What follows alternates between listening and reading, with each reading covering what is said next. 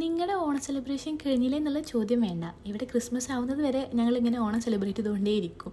ഇവിടെ ഇങ്ങനെയാണ്. അപ്പോൾ നമ്മുടെ വില്ലക്കാരെല്ലാവരും കൂടി നടത്തിയ ഒരു കുഞ്ഞു ഓണം സെലിബ്രേഷനാണ്. ഒരുപാട് സാധനങ്ങൾ ഉണ്ടായിരുന്നു. കുറച്ച് എല്ലാവർക്കും വീതിച്ചു കൊടുത്തിട്ടുണ്ട്. അപ്പോൾ എൻ്റെത് രാവിലെ നേരത്തെ ലായക്കാക്കി ഏൽപ്പിച്ചു കൊടുത്തിട്ട് ഞാൻ മറ്റുള്ള വില്ലയിലൊക്കെ പോയിട്ടുണ്ട്. ഇവരെന്തൊക്കെ റെഡിയാക്കിയെന്ന്. ചിലരൊക്കെ എണീച്ച് വരുന്നതേ ഉള്ളൂ കേട്ടോ. അങ്ങനെ ഭക്ഷണം കഴിക്കുന്ന നേരത്തെ നോക്കിയപ്പോൾ നമ്മുടെ ടേബിൾ അങ്ങോട്ട് നിറഞ്ഞിട്ടുണ്ടായിരുന്നു കേട്ടോ. ഫുൾ കളർഫുള്ളായിട്ട് നല്ല ഭംഗിയായിരുന്നു. കഴിക്കാണ്ട് വയറ് നിറഞ്ഞെന്നൊക്കെ പറഞ്ഞതുപോലെ കണ്ടപ്പോൾ തന്നെ വയറ് നിറഞ്ഞു കേട്ടോ. എന്തായാലും നല്ല ഭംഗിയുള്ള ഒരു പരിപാടി ഞങ്ങളെ കൊണ്ട് മാക്സിമം ഞങ്ങൾ ചെയ്തിട്ടുണ്ട്. എന്നാലും സമയം ഞങ്ങളുടെ ഇടയിൽ ഒരു വില്ലനായോ എന്നൊരു സംശയമില്ലാതില്ല കേട്ടോ. ഇത്ര അധികം കറികൾ കൂട്ടി ചോറ് കഴിക്കുമ്പോൾ നമുക്ക് കുറച്ച് മതില്ലേ. ആടോ പെട്ടെന്ന് വയറ് നിറഞ്ഞ പോലെ. വിചാരിച്ച അത്ര കണ്ട് കഴിക്കാൻ പറ്റിയിട്ടില്ല. എന്തായാലും ആദ്യം മക്കൾക്ക് കൊടുത്ത് സേഫ് ആക്കിയിട്ടുണ്ട്. എന്നാലല്ലേ നമുക്ക് അങ്ങോട്ട് ആസ്വദിച്ച് കഴിക്കാൻ പറ്റുള്ളൂ അല്ലേ. ഇവിടെ വില്ലയിൽ നമ്മളൊരു 9 ഫാമിലി കൂടി നടത്തിയ ഒരു കുഞ്ഞു ഓണം സെലിബ്രേഷനാണ്.